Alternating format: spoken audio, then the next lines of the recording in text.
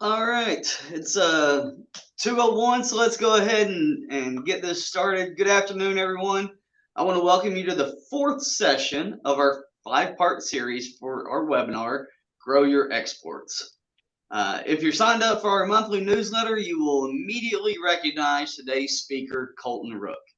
He provides the timely and valuable articles in our newsletter. So, Colton, thank you for doing that each month. We greatly appreciate you. My name is Jonathan Bricker. I'm the chair of the Arkansas District Export Council, and in my primary role, I work for Regions Bank, located in Northwest Arkansas. Started off as international business, and now I'm a commercial lender with a focus on helping commercial and industrial businesses here in Bentonville. I want to begin today by thanking our sponsors, Arkansas Economic Development Commission and Arkansas Manufacturing Solutions. We greatly appreciate your sponsorship that allows us to put these webinars on and host them free of charge. So thank you to the AEDC and AMS. Judging by the names that I'm seeing on here, I don't think I need to go into really who the deck is or what we do anymore. Hopefully by the first 3 sessions, you kind of have an understanding of how we might be able to help you in the international community. So if you don't and you still have some questions, I ask that you reach out to us either here on the webinar or on our website, exportarkansas.org, and we'll be sure to reach out to you and try to figure out how we can help you in any way. I'll go ahead and introduce everyone today to your moderator that I think most people probably already know. Rudy is the previous chairman of the deck, and he is the owner of Strategic Business Services. So he is wonderful at doing market entry. He will work alongside you and really, kind of hold your hand into the world of exporting. So Rudy, thank you for, again, hosting this 4th session. I look forward to it, and take it away. Thank you so much, Jonathan. I really appreciate that. And as Jonathan was saying, Colton is a member of the associate member of the District Export Council as well. And he's going to be covering a topic that may not be particularly sexy, but I will tell you that there is nothing that can mess up your export experience than if you don't get some of these issues that Colton's going to be talking about. It can be really disastrous if you don't handle everything, cross every T, dot every I, and use a really good freight forwarder that knows what they're doing whenever you're shipping something.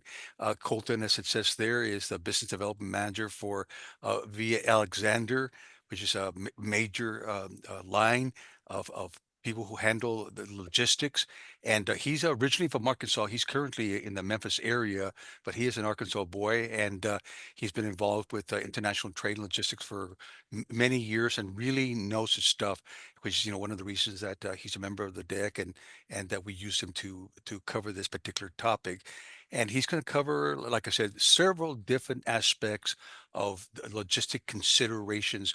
So please go ahead and pay close attention. Feel free to put any questions that you might have in the chat. And Colton, with that, take it away. Well, perfect. Well, Rudy, thank you so much for that introduction. Jonathan, good to see you as always. So good afternoon, everybody. As Rudy said, my name is Colton Rook. I work with V. Alexander Co. here out of Memphis, but obviously Arkansas is near and dear to my heart with me being Pine Bluff. I like to make the joke that not a lot of people admit that, but I feel like I can make that joke being from there. What we're going to cover today are general rules and regulations as far as that need to be taken into consideration when doing international exports. Because at this point in your supply chain, if you're interested in growing your exports, by this point, you've got your product established, you've got your business established, you may even be importing your product or your raw goods from overseas. And now comes the time to go into a realm where most businesses tend to be, this is where the most help is needed. They don't know how to export, they don't know the best practices, the terms change, the rules and regulations and considerations for liability do tend to open up. So with that, the goal of this is to obviously help give you the tools and resources in helping you in how to go about selecting your best mode of transportation, identify all the different resources that are available to the U.S. based businesses when they want to grow their exports. A high level overview of documentation needed when doing U.S. exports, and then obviously like I talked about earlier, identifying your risk and liabilities when exporting and how to mitigate that risk. So our agenda is really just comprehensive planning components, going over the different logistics modes of transportation and potential providers, costs of choices, terms of sales, also known as INCOTERMS, your international documentation, and then obviously some new things that we are seeing customs kind of really crack down, and that is your AES filings and ITAR items and things of that nature. So obviously we know, transportation is the movement of goods and information and money across that, but understanding the movement and how they factor into your trade and your sales and your customer experience are all in very important parts of your international supply chain. So as we said, at this point by now, everybody is at a stage of their business where you've got your plan, you know where you're going to source from, be it domestically or internationally. You know how you're going to make your product. You already know how you're going to sell your product, be it domestically, or you may even have marketing going on overseas. Now you're going to fulfill it either to a DC or you're going to start packing it in-house. And now it comes time to the shipping aspect. So people look at it as, well, I'm just going to ship it and whatever happens, happens on my supply chain. When in reality, obviously, when you get into logistics and international supply chain on the transportation and documentation side of things, there's no shortage of different ways you can do it. You can either manage it in-house, you can use a third party like a fulfillment center to do it for you. You can outsource everything or part of stuff to a freight forwarder. You can go with an integrated type carrier. And of course, you can do a combination of all four of those. And the things that need to be considered are, number one, how does that affect your company's reputation? Because if I buy something from ABC company and I'm in Europe, whether a DC fulfills it, or somebody else ships it to me, whether it's integrated carry, it all comes back to your reputation in that market with that seller. How well are you going to be able to integrate your customer service? What is going to be your standard mode of transportation, or what modes of transportation are you going to want to factor in? What's your global coverage? Just because you want to sell internationally doesn't mean you can or even are going to be able to sell to certain countries. I think, Russia is a great example. Russia has an embargo on it. You can't send anything to Russia, not legally at least. Visibility. How important is visibility to not only you, but also to your customer? Because if I order something that's, let's say, $500, it's a very high value product, I want to know where it is. And I'm sure if you're sending something of such high value, you would like to know where it is too. And then ultimately, how does that affect your cost and your bottom line, or your cost of goods sold for that product? So modes of transportation, most people, when they begin exporting, generally say, I can go post office, or I can go some type of air transportation, because that's what they're used to. When in reality, whether you're sending, to Canada or Mexico, you're going to have your door-to-door moves with your truck, your rail, whatever that may be. You've got your ocean with all its different types of transportations, or Incoterms, which we'll get into, be it port to port, door to door, full container, partial container, consolidated, less than container, however the case may be. Obviously, you've got your air, and then your multimodal, which is, again, integrating all these different types into a single mode of transportation. So obtaining a rate quote. Every single provider out there is going to have the ability to offer you a rate quote, but when you are getting a rate to export out of the country, if you are interested in multiple options, it's always best to specify on the front end versus getting a quote saying, the rate looks good, but the transit's a little longer than planned. So now I need to go air. Well, then I don't know that. And then so you start asking all these questions. You create what could have been one email and somebody, kind of explaining, well, Mr. Customer, if you need it by this date, this is going to be the best mode of transportation if cost is a concern, right? Obviously, you're going to need to know your package, your commodity weights, DIMs, specs, and all of that needed to get it overseas to obtain an accurate quote. But if you don't do it on the front end, you run the risk of really eating into your profit margins by having to pay for a higher service, by having to ship it out on a faster transit, or even going on a mode of transportation that may not necessarily be needed on a particular route. One question you need to ask yourself is, what else do I need to know outside of my rate? What else do I need to know? What do I not know about international transportation outside of the rate? Obviously, like I specified earlier, ask for several quotations outlining multiple options for you to either begin presenting to your customer, depending on your terms of sale, or building that into your supply chain best practices to say, under a certain value, we'll ship this way, over certain weights, we'll ship this way, and you begin building that into your program. But the number one question you're going to want to ask yourself is, what are your delivery commitments to your customers? And I say that because most people will say, well, a boat, we'll use ocean transportation as an example. From Savannah, Georgia to Great Britain, let's say the port of Liverpool, that's about anywhere from a 15 to 20-day transit, depending on the carrier, the routing, and so on and so forth. Most people may say on the front end, well, I can live with that, but maybe my customer can't live with that, or maybe they expect a faster level of service. Another piece may be at this point, if you've got an international fulfillment or quoting process on your website, some businesses will build in international orders for transit times, please call, or they've got a certain threshold built in of 15 to 20 days, or 13 to 15 days, or 8 to 10 days, depending on your standard mode of transportation that you factor into your business. But if you don't know the delivery commitments that you're wanting to offer to your customers, or at least the different options, then you're spinning your wheels and getting all these multiple quotes out there and really not being able to streamline the entire process.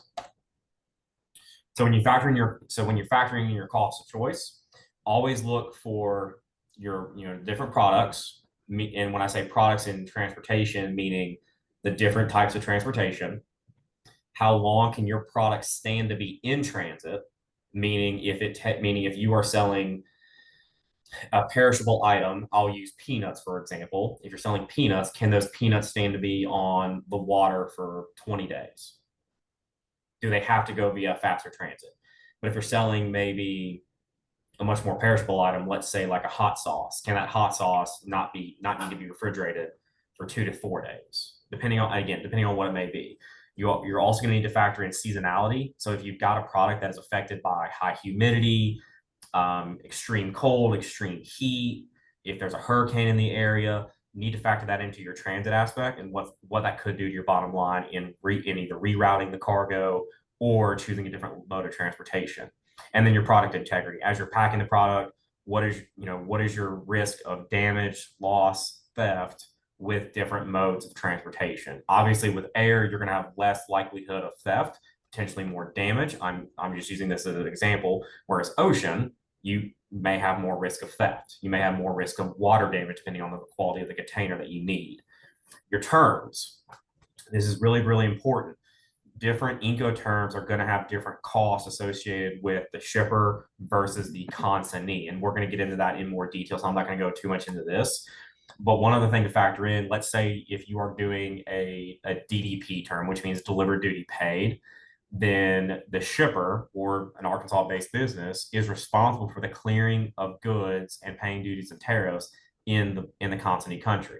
So if those are going to be your terms, then you're going to need to factor in what is the duty rate of the country you're shipping to, right? And of course, any subsequent little extra tariffs or fines or clearance process that you may need to feed. Movement, obviously, your mode, which will then factor your speed, and then certain modes of transportation does have size limits. So if you're shipping heavy machinery, heavy equipment, going via one mode of transportation, you may not be able to, given the size of your commodity. And then there are other cases where if you're shipping, let's say, small widgets, some modes of transportation just do not make sense, be it cost, transit, or just the general size. And factoring all of this into your landed cost, what will that do to the bottom line of your widgets, of your machines, of your high value goods, and how can you factor that in? So we'll start with export documentation, because this is where a lot of people say, well, when I export, what do I need? So there obviously are going to be different documentations you're going to need. If you ship via air, you'll need an international airway bill, or if you use an integrated carrier, just a simple label that acts as an airway bill. But no matter what you do, no matter where you're sending in the world, if you are shipping anything larger than paperwork, you will always need a commercial invoice. And what is a commercial invoice? think of a commercial invoice. It's not an invoice of what you sold to the customer for. It is its own set of documentations that will outline the value of your goods. It will outline the description, and also kind of act as, think of it as a passport for your goods, meaning you cannot export out of this country without a commercial invoice. It doesn't matter the mode of transportation, doesn't matter the carrier, a CI will always be needed. An EEI, or electronic export information system, that's for certain values of commodities. We'll get into that later. Certificate of origin, if you make your products 100% solely here in the US and you will be sending to Canada or to Mexico, you're going to want to send a NAFTA certificate, which is now the USMCA, to prove to customs that your product was made in the US, to circumvent any duties or applicable taxes. Export declaration, same thing as the EEI. We'll get into that later. You'll need a packing list, and sometimes you need a letter of credit, sometimes you don't. That's going to be in certain instances, and we can get into that in the Q&A. Information you'll need: who's going to be the importer of record overseas? Is it going to be your end consumer? Are you sending your commodities to a warehouse for them to then fulfill for you? However the situation may be. Full commodity description. We'll get into that a little later, but when you create a commercial invoice, you need to have a full commodity description. You can't just say widgets. You'll need to say something in more detail, which we'll get into here shortly. Harmonized tariff schedule, which is a 6-digit code that is assigned to every single commodity that exists.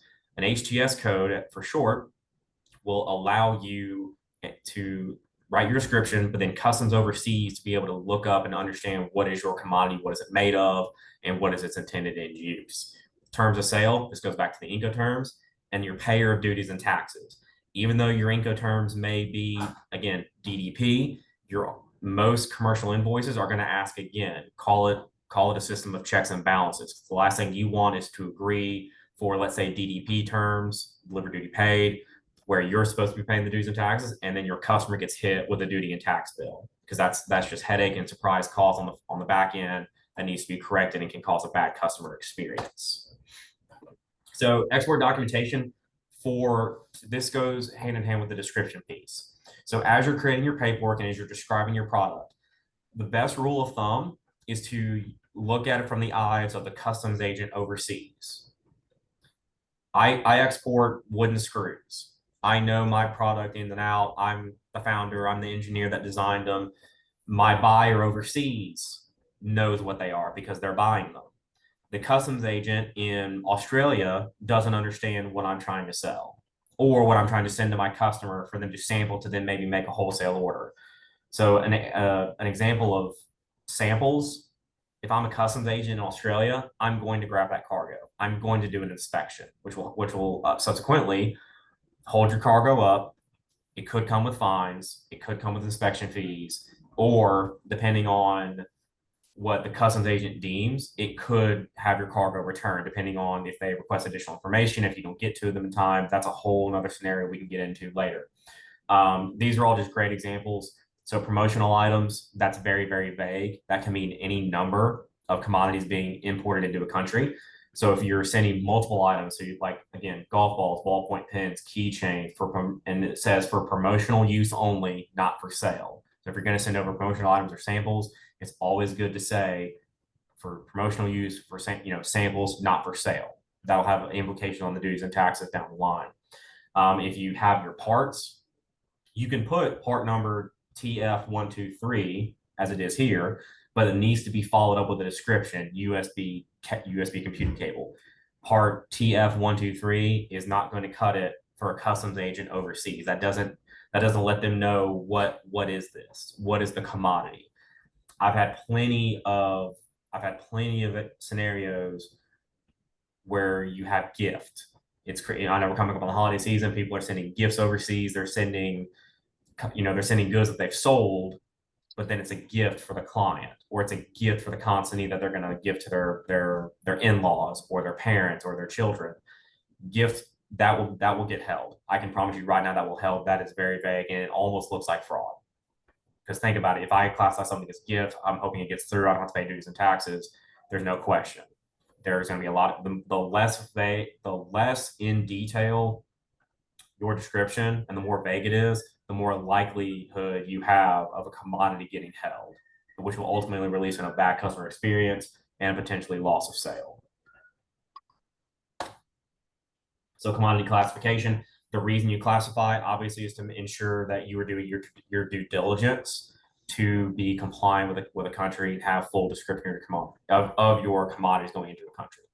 The classification is going to have a direct impact on your duty and tax rates. Now, that's not the description. That just tells the customs what it is. The classification all goes back to that harmonized tariff schedule number, also known as a Schedule B. And like I said, that's a 6-digit number. That is going to have an implication because that will tell customs in any country, even the US, what is the commodity made of, and to a degree, what its intended end use is. That piece needs to be in the description.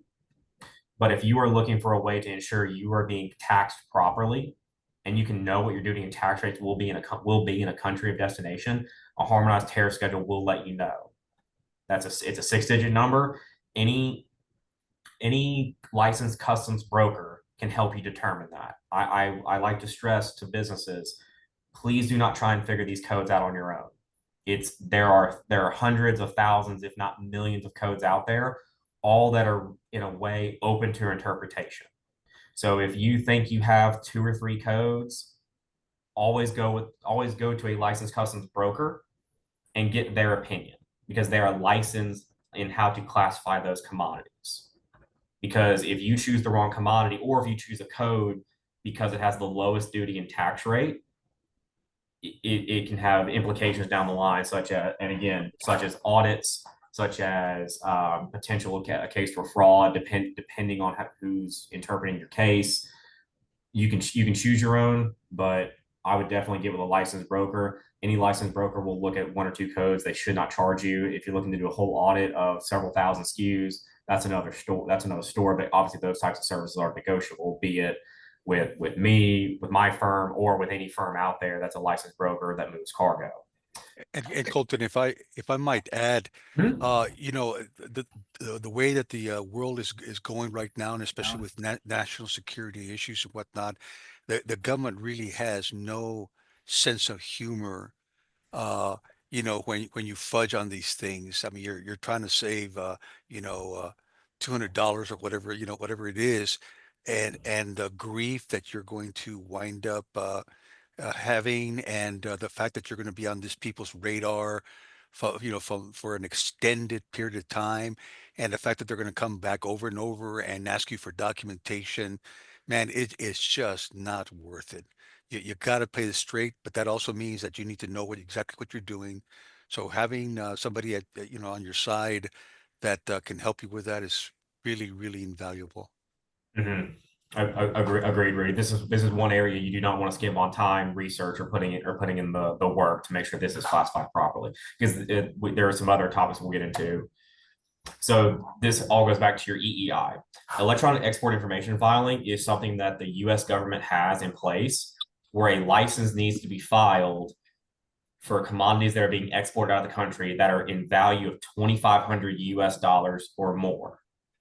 Meaning, if I have a set of widgets and if they're $2,501, I need to file an EEI. Most customers, there are 2 ways you can do a filing. You can either do a self-filing, or you can have whoever your provider is to get it out of the country, be it your DC, be it a fulfillment center, be it an integrated carrier, a forwarder, or a combination, do the filing for you. Most customers have a provider file for them. And there's a reason for that, is because when people file on your behalf, they also have an obligation to store your records for you. I store my clients' records for up to 5 years. That's a little overkill in some cases, but it's what we do for our clients. So in case they're ever audited, we can always go back to our records from 5 years and present the EEI filing. Another piece of it is if you import your commodities and then turn around and export them out again, you can do what's called duty drawback. And when you do a duty drawback, if your stuff, anything you've ever exported, you need to provide documentation. If you sell high value commodities overseas, you want to do duty drawback, and then they notice there's no EEI filing, that's going to open you up to an audit. If you miss an EEI filing, it does come with monetary fines. I believe the most recent one I saw was $5,000 per occurrence. So it's not a small amount of money, but it is something that you can do. An EEI filing for that, you require a BIS license, which is all on the paperwork.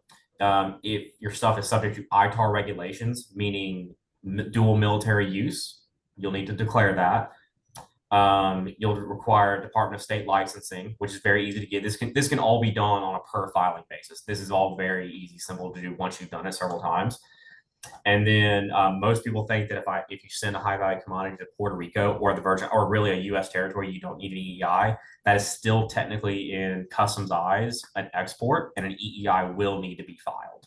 The only time an EEI is not needed to a territory or a foreign destination such as that is to a military base, because that is technically sovereign U.S. soil. That is the only time an EEI is not needed when you're exporting out of the country. Anything else, Puerto Rico, Virgin Islands, you're going to need an EEI filing. So export. I'm sorry, Heidi. I sneezed. So export administration regulations. This is something that Customs has really started to crack down on, and we're seeing a lot of holes on the U.S. export side of things. So what that is, it's used to regulate the exportations of goods and technologies that are essentially seen as a national security for foreign policy purposes. So if you're sending, let's say, computers, electronics, phones, sensors, lasers, aerospace, or pollution system or propulsion systems, communication equipment, telecommunications, those all fall under EAR regulations. And that takes a special type of filing. And you will need a provider to help you do that, because that process is very, very complicated, on top of determining, is my commodity EAR, if it falls within computer, electronics, communication, whatever it may be. Now, EAR is not the same as ITAR. As I mentioned earlier with dual use military purposes, ITAR applies to the exportation of military equipment, which is all encompassing, whereas EAR is mainly for your electronics. Clear as mud, and sometimes there can be some confusion. If you ever have questions, always ask your service provider. And one thing we do have, and this is very, very hard to read, we have a slideshow, or we have a document to send out post meeting here that will have this actual chart. This is a flow chart to help you determine if your commodity is EAR regulated. So if you've got electronics, if you have regulated items, always follow this flow chart. Don't leave yourself open to questions or loose interpretation from somebody else. Know your commodity, know your product, follow the chart. And like I said, we'll send the document out that has this standalone chart in here for your review, and you can keep that for your records internally. And Colton, what I said earlier about the government not having a sense of humor, that you can increase that by a factor of 5 when it comes to these two items. It is nothing to play with, I will tell you. Mm-hmm. Yeah. So now we get into kind of a gray area that has recently come up in topic. That's freight insurance and declared value. So when you're sending your commodities overseas, any provider is going to ask you, would you like to insure your commodities?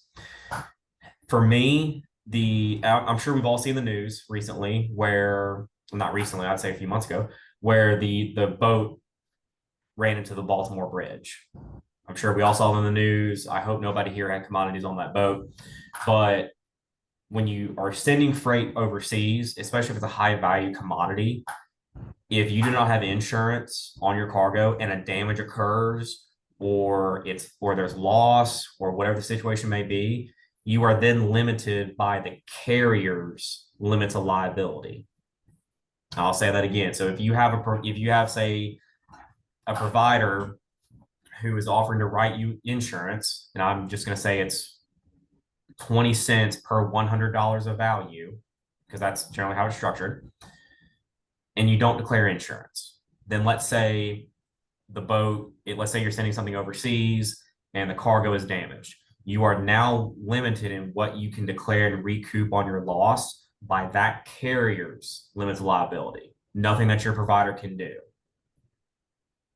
The other piece of it is your declared value. So if you declared value is what you're going to be declaring to customs. That is not the same as insurance. If you declare a value of $1,000 for customs value, not insurance value, for customs value, you can only insure your cargo for up to $1,000. Your insurance you cannot insure your cargo or your product for more than you declare to customs. You can insure it for less, but you cannot insure it for more. Most customers, when they're exporting, they just have it match dollar for dollar, and that be that. The other piece of it, and most people will ask this, if you are sending something overseas and you're creating paperwork, and I very much want to stress this because this all goes back to Rudy saying customs does not have a sense of humor with this. If you are selling your product for $1,000 and you declare to customs what your production costs are, let's say $800, that is flat out fraud. That is flat out fraud. Customs will seize the cargo if they suspect that. It happens more often than you think. So when customers ask me, what should I put on the declared value? The fair amount that you will be selling the commodity for. So if you sell it for $1,000, declare the $1,000. Do not run the risk of customs thinking you're doing fraud, because if you do that enough times, and I'm not saying anybody here would do that, if you do that enough times and customs catches a trend, you could put what's on a blacklist, and very few carriers will do business with any business that's on a blacklist. So I very much want to stress that, and I very much want to stress that law, because most people are not informed of that. They think they can declare value for what's the commodity is made for, not what is being sold for. And I really want to clear that up so no one here gets in trouble. Now let's get into the fun part, terms of sale, or INCOTERMS. The Arkansas Export Council has a seminar solely based on INCOTERMS, so I'm not going to get into too much detail. I'm going to go very high level. For those of you who are not familiar with INCOTERMS, they're actually terms that were established in 1936 by the International Chamber of Commerce. And what they do is they establish the liability of who is responsible for what in a transaction of overseas trade. It does not necessarily dictate trade practices, but it's written to reflect trade practices. And I'll get into that in some more examples, but there are 11 INCOTERMS. So when you export, you're going to have 11 INCOTERMS to choose from. Most businesses, when they export, will only choose one or two. Very few will have all 11 as an option, because that's very hard to keep up with the record. But then some of them will open you up to more liability, versus others giving you virtually full control of your shipment, and others there's going to be a mixture. And we can definitely get into that of, what does that look like from your standpoint? What are the risks? What are the pros and cons? But I do want to say this, out of the 11 INCOTERMS, there's never one that's the best. So if any of you are sitting there making notes of, I'm going to choose the one that's best for me, that's fine. But all INCOTERMS, there's not one INCOTERM that is best for all businesses or for all transactions. You always need to look at it from a sense of what is best for my business from a liability perspective. And I'll get into that here in a little bit. And just for note, these change every 10 years. Sometimes the changes are very minimal. Sometimes new INCOTERMS are added. Every 10 years, your provider should be letting you know, this is how we'll be updating the INCOTERMS, and you can be aware and adjust from there. Labeling and packaging. When you're focusing on your product itself, obviously packaging is a big piece. So as you're exporting, if you maybe have single corrugated boxes that you ship here domestically, you may want to upgrade to double corrugated boxes, because you've got longer transits, more hands are going to be touching the packages, you're going to have double customs looking at it. You also want to have your buyer overseas be able to identify the shipment, meaning when it shows up at their doorstep, they know what the commodity is, versus a misdelivered Amazon package, like sometimes we have here in the US, right? If you're going to be doing containers, you want to make sure when you have containers delivered to your door to load, that the containers are in good condition, don't have any leaks, the full boards are good. Very simple inspections that can be done with a flashlight in about 30 seconds of time. Don't overpack. And the reason we say don't overpack is, especially if you're going with, say, an integrated carrier, if you have a solid 10 by 10 box, you don't want to overpack it with so much material or even commodities where it starts to bulge. And then you may get hit with, like, your package may get rated as an 11 by 11 or a 10 by 11 or a 12 by 12, depending on, obviously how far it expands out. And then your rates are off, and then you've just taken a hit on your bottom line. One thing I do want to stress, if you do sell wholesale overseas, meaning to China, Australia, if it would have to leave this country, you need to have heat treated pallets. Heat treated pallets, they're going to have a little stamp on the side of it. It says HT, or sometimes they have what looks like a grain symbol on the side of it. I can send one to the group later, where that proves that pallet has been heat treated and is good for international travel. If anybody picks up a pallet and it is not heat treated, either they will return it the next day, or I've even had instances where customers, they pick a pallet, it's not heat treated, and then it gets all the way to destination, let's say Australia, and guess what it has to do? It has to come all the way back. And the exporters are liable for that transportation. It doesn't matter what the terms were. It doesn't matter if they were export terms, everything's on the consignee. It all goes back to the shipper, or you as a business making sure you have heat treated pallets in stock. Yeah, and if you do that to send something like that to Europe, you can almost absolutely guarantee that it's going to be sent back.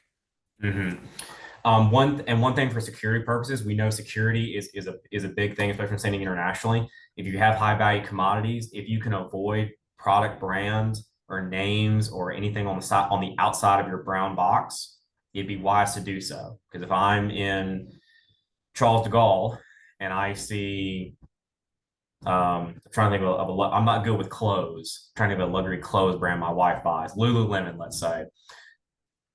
I may grab that because it's high value. I can resell it, whatever the case may be. Or if it gets delivered to somebody's house and they're not home in France, in Great Britain, in Australia, wherever, they're just as subject to port piracy as we are here in the US. So tools and resources. I'm not going to go over every single one of these. These are just links that you'll be able to copy and paste into a browser to look up all your different resources, such as commercial service, census code for looking up your HTS codes, basic guide to exporting that the deck has put on. There's some YouTube videos on INCOTERMS that I would very much encourage you all to go watch, as it kind of clears up some of the mystery around those. And then a dictionary of international trade terms that is about $65, but it's something that you can buy and download, and it's a great resource to have on hand should you come across any terms or situations that you're not aware of. And so this is a chart. We have a chart we're going to send out with the ITAR flow chart as well, that gives you a snapshot of the INCOTERMS and where your liability ends and somebody else's liability may begin. Right, and these are all 11 ex-works terms that are currently good until 2030. So these are good. These are going to be good to review of when you're building your export supply chain, which INCOTERMS do you want to incorporate. One thing I will say, and I like to tell the story because I had this phone call last night. Actually, I have a customer who their INCOTERMS were FCA, or free carrier on board, meaning their liability starts at their dock door. They have to get it to a named port. Let's just use Savannah, for example. And then once it is at Savannah, or I'm sorry, it needs to get to a warehouse. Once it gets to a warehouse to somebody else's forwarder overseas, their liability ends 100% from terms with their customer. They are not, by this terms, they're not responsible for U.S. export clearance. They don't have anything to do with that. They do duty drawback. They do it about 4 to 5 times a year, and they want their money back. They want to get some drawback.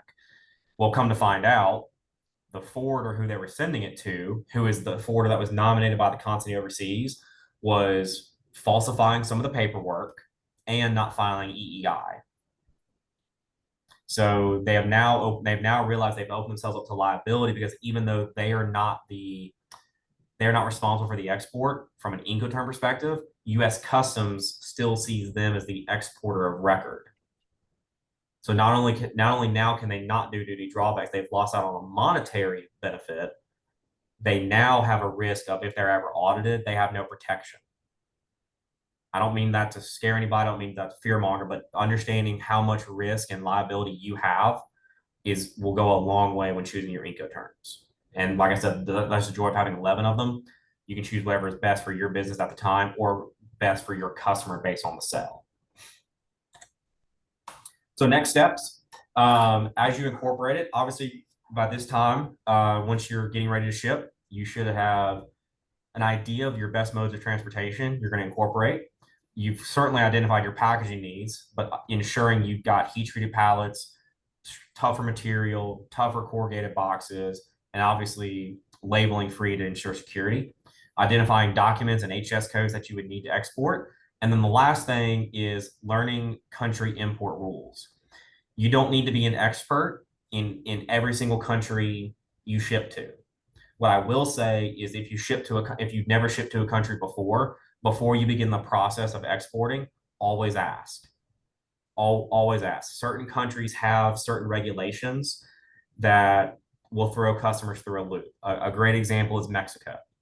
Let's say, and again, I'll use DDP. DDP, delivery duty paid, is where the shipper in Arkansas, you're responsible for on paper, you're responsible for everything. The loading of the cargo, the export of the cargo, and the clearance at destination.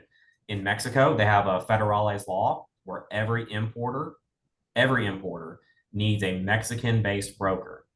So that voids DDP, meaning it doesn't matter who you're sending to, no matter who you're selling to. It doesn't matter if it's maybe a business partner of your business that is in Mexico. If you're sending to them, they need to have a Mexican-based broker. India has something called the KYC process. That's a rodeo of a clearance process. And every country has not all countries have this, but some countries have these weird little laws. So if you're going to a country that you've never sold to before, it's always good to ask. It never hurts to ask. What's the worst case scenario? You've wasted an email, you wasted a 2-minute phone call to say, hey, do I need to be aware of anything in Australia? Nope, you're good. Just send it however you want to, you're good to go. But it can save you time, headache on the back end.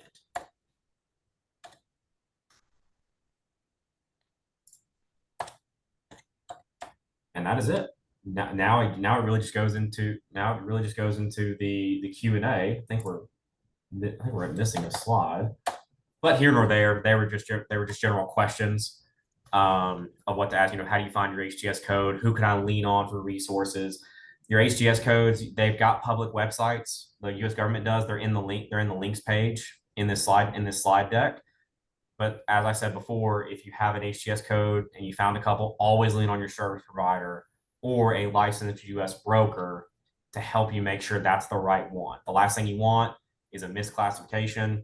It opens you up to so many liabilities and fines, potential audits. That's the one thing you don't want. As Rudy says, Customs doesn't have much humor. At least I've never met a Customs agent with a lot of humor. So we'll close the slideshow here, and we're doing good on time at 2:43. Yeah, we're good. We can go into Q&A, and I don't let me see here. I'm trying to see if we have any questions in the chat. I don't currently see any, but if do we have some, Ms. Heidi? Yes. Oh, okay.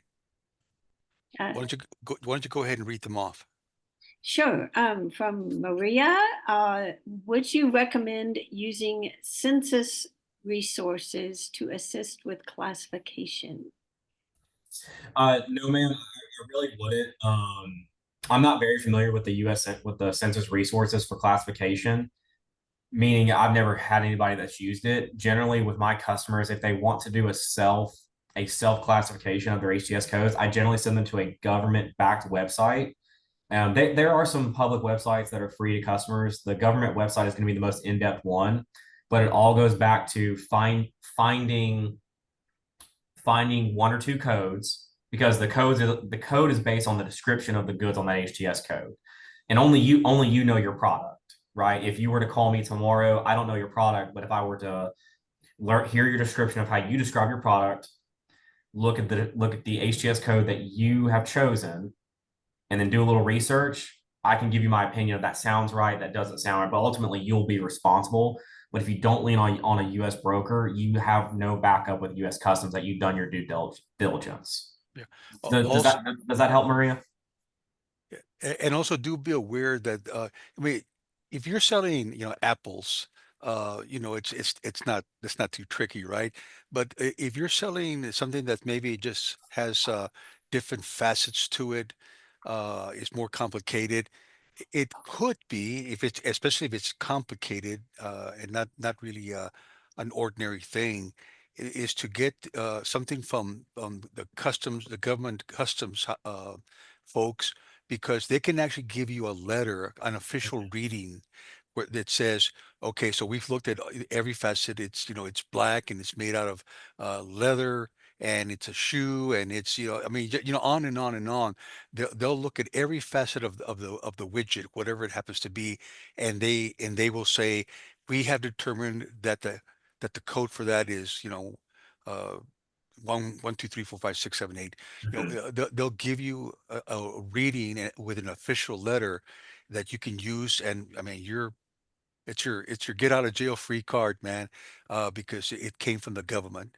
That is the code. And sometimes when you send something to another country, it might be a very, very good idea to have a copy of that, so that when it gets to the other side, they will see where we came, how we got to that number. Mhm. Yeah, thank you for bringing that up, Rudy. So everybody, that form is actually called a U.S. Customs binding ruling. Um, please don't tackle that alone. That is something you're going to want to get with a licensed broker to help you make your case to customs, Absolutely. because your licensed brokers, they've taken the test, they know what customs is going to want to see, but any good broker can help you write that letter to customs in order to help you get the binding ruling. Yeah, because, sometimes what happens is, you can look through these government websites and whatnot, and your widgets is just different in some way or another, and that means that it's, yeah, either this number or that number. Well, that's not good enough. I mean, you really have to know what number it is, and so it can be esoteric enough that, getting a ruling would be a very, very wise thing if it's, if it's really hard and not clear, that it's this versus that. Mhm. Maria, I hope that helped your question. Yes, that did. Thank you, Colton. And I did want to have a follow-up. Mhm. Is it the binding rulings, are those also for exports? I was under the impression that you could reach out to customs for import, Mhm. binding rulings on imports, but I wasn't aware that you could use it for export as well. Yeah, I believe so. I think that I've helped clients, and it's been a little while since that happened, but where we were exporting something, and it was really unclear because it was a specialized piece of equipment. Okay, really kind of one off, or I should say, well, actually, it was just custom. It wasn't some run of the mill thing, and it really had enough strangeness and uniqueness to it that, I mean, it was not, when they came up with the number, that widget didn't exist. And Mhm. so, and this absolutely was an export related issue, and they gave us a ruling.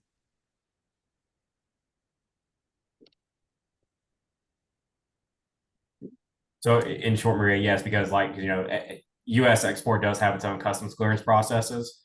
So like Rudy said, if you have a very unique product, maybe the first of its kind, or some very special material, Technology, equipment, yeah, a piece of whatever it may be, technology, you know, mhm, yeah, you'll want to get a binding ruling if you start running into issues on the front, sooner than later. But not every commodity needs a binding ruling. It's going to be a case by case basis.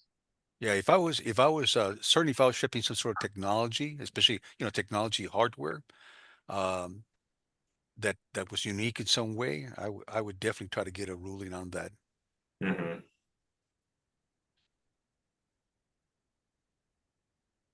Perfect. Any other questions from the group? Wow, you're good, man. Was Nobody else, amazing. huh? Yeah. Well, guys, we're sending out. In fact, I think Miss Heidi has already done so. Sent out some of the things that Colton talked about, the Incoterms chart, and kind of a simplified version of it, and some more information about EAR and ITAR and all that. And once again, folks, boy, I tell you what, this is nothing to mess around with. The consequences of getting it wrong are pretty significant. And we're also, I think Heidi probably within a couple of days will be putting this webinar on YouTube, and so that you can use it as a resource. Obviously, Colton covered a whole lot of material, and no way that you took notes on all of it. And so you'll be able to refresh your memory and use it as a resource by going to our YouTube channel and looking at the relevant sections of the webinar, or the whole thing if you want. Ms. Heidi, do you have any last words? No, I suppose I should put up the Survey. survey and the oh, I'm sorry. I've got the wrong thing up. Yeah. Folks, the only way that we can improve on what we do here is to get some feedback from you guys. And so Heidi will put up a survey, very brief one. And if you would please take a moment to comment, that would be very helpful to us so that we can keep improving the the stuff that we do for you. And that's our contact information. If you have questions of any one of us, please feel free to contact us. And Ms. Heidi, whenever you're ready with the survey. There we go.